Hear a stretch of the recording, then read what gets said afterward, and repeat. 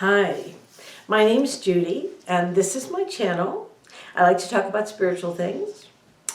And for this video, we're actually going to be talking about looking for the loving answer. And, understanding what love is a whole other thing. And I will talk about a couple different ways to explain that. But looking for the loving answer is kind of a simple idea when you understand what it is I mean. So before I get started, would you mind hitting that subscribe button and that little notification bell? I really, really appreciate that. So what I'm really going to be talking about, and some of this is going to be in a different video, so I don't want to get into, some of it's not going to be as detailed as you might think it should be, although maybe you wouldn't even know it wasn't. Who knows? Anyway, looking for the loving answer is actually a pretty easy idea, really. That means that any situation you are in, if you have to talk to somebody, the way you think about somebody or something, if you're experiencing something that, maybe is difficult to understand or is hard, we all are faced with challenges in our lives that sometimes seem like way too much. Why does this happen to me? That kind of thing. I want to preface this by saying that because you're looking for the loving answer doesn't mean you have to stay in a situation that's bad. If you are in a work situation and your boss is really nasty and, you're not having fun, it's okay to find another job. If you're in a relationship with somebody who's physically or emotionally abusive, you can look for the loving answer. The loving answer might be, I'm going to go now and go live somewhere else. Bye. The loving answer is not always about loving the other person or the other group of people. Oftentimes, we're talking about loving the answer within yourself. The loving answer could be simply caring for yourself. But don't misunderstand. Caring for yourself and looking for the loving answer so that you are happier doesn't mean you get to be selfish. Love is not selfish. And that's where when I talk about love, maybe some of this might actually make more sense. I probably should have done that one first, but you can go back. I'll refer to it in the one, I go back to number whatever it is and look at that loving answer one.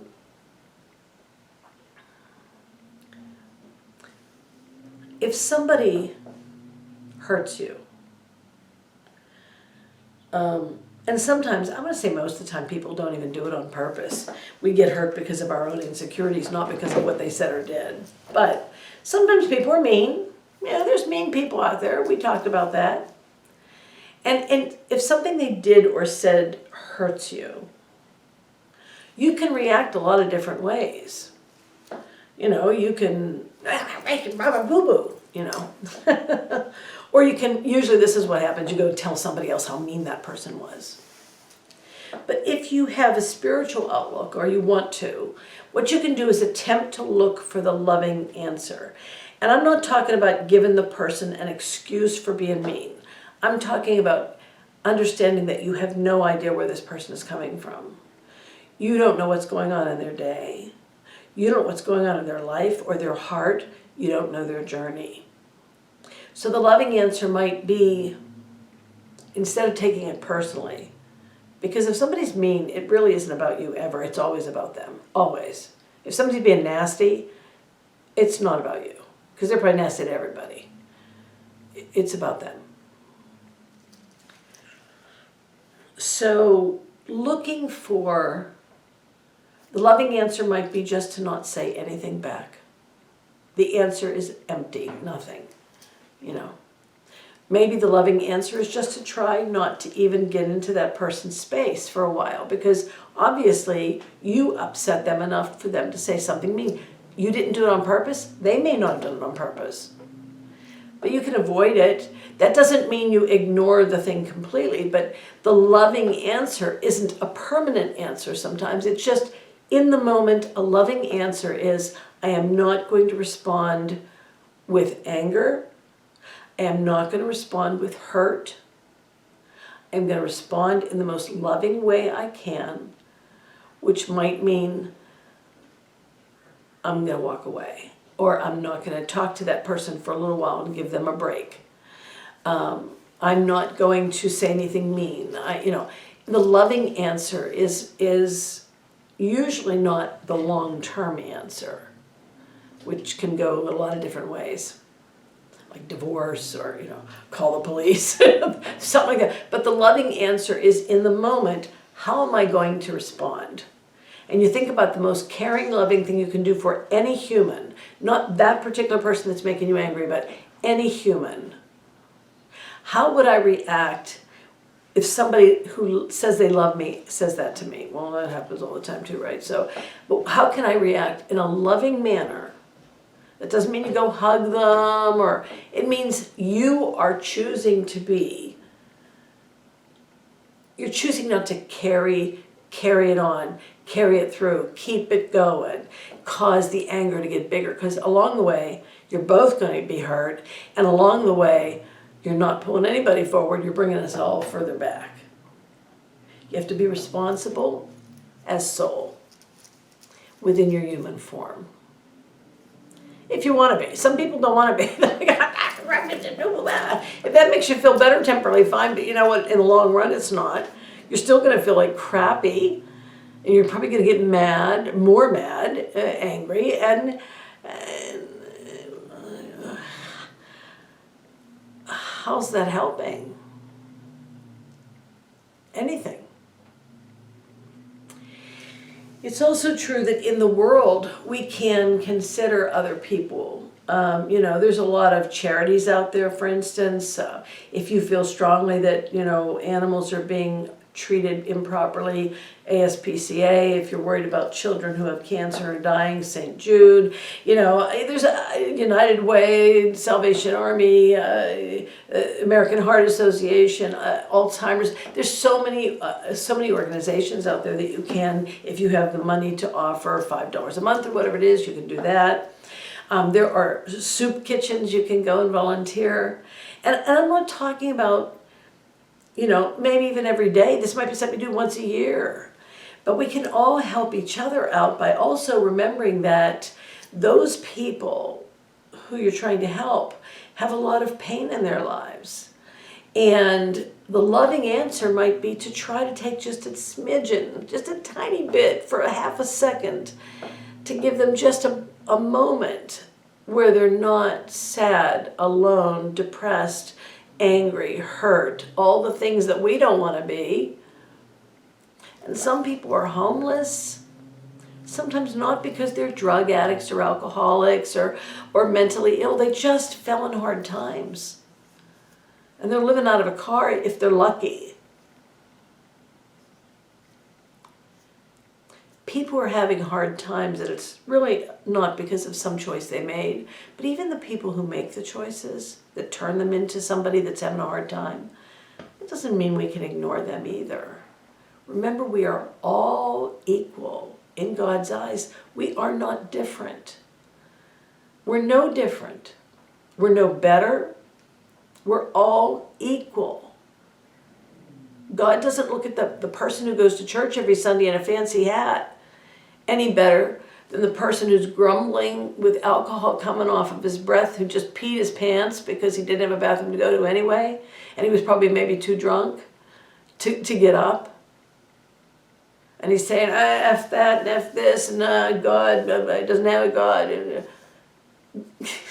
He's the same. There's no difference between those people because they're not really people. I mean, in this life, of course, we're people, we're humans, but that's not our real self. It's just a body we're using to learn the lessons that we came here to learn. And what a wonderful lesson it would be to help people we've never even met. There have been amazing celebrity-filled events in the past 30 or 40 years, something like that, maybe longer, but these, because we have mass media now, it's easier. One of my favorites was Live Aid, where they tried to help the people in Ethiopia who were starving. It was very successful. We Are the World. Remember that with Michael Jackson? They actually made another one later on that had a little bit of rap going on. But all these singers got together and made a beautiful song that I think Michael Jackson had written. And all the money raised from that song, and still to this day, goes to help people who are starving. There's lots of things like that, Band-Aid, and just a lot of different things that have gone on in the world.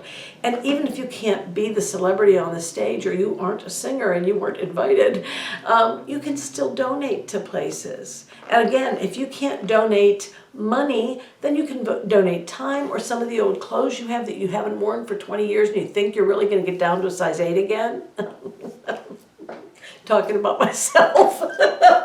They're hanging there. Why not we take them to Goodwill or Vietnam Veterans or whatever organization is in your world, in your life.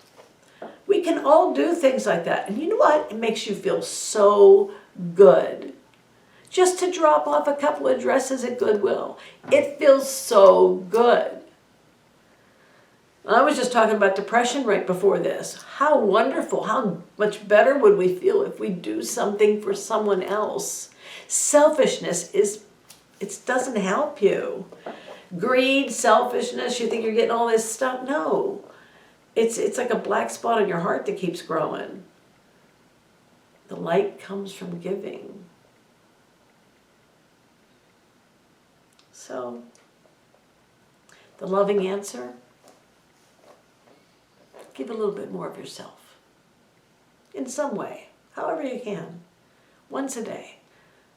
Think about something you can do that's good. Or just don't engage in negativity. It's not going to make anybody, even if you're right, you're not going to feel better. You're going to feel, it's going to make it worse. You're going to feel more depressed, more sad, for nothing. You didn't have to be bothered with it.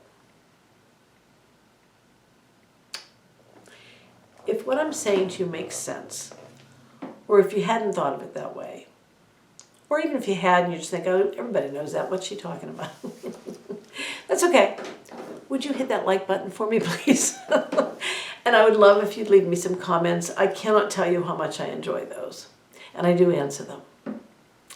So, I hope you have a wonderful, very calm, hopefully, and giving day.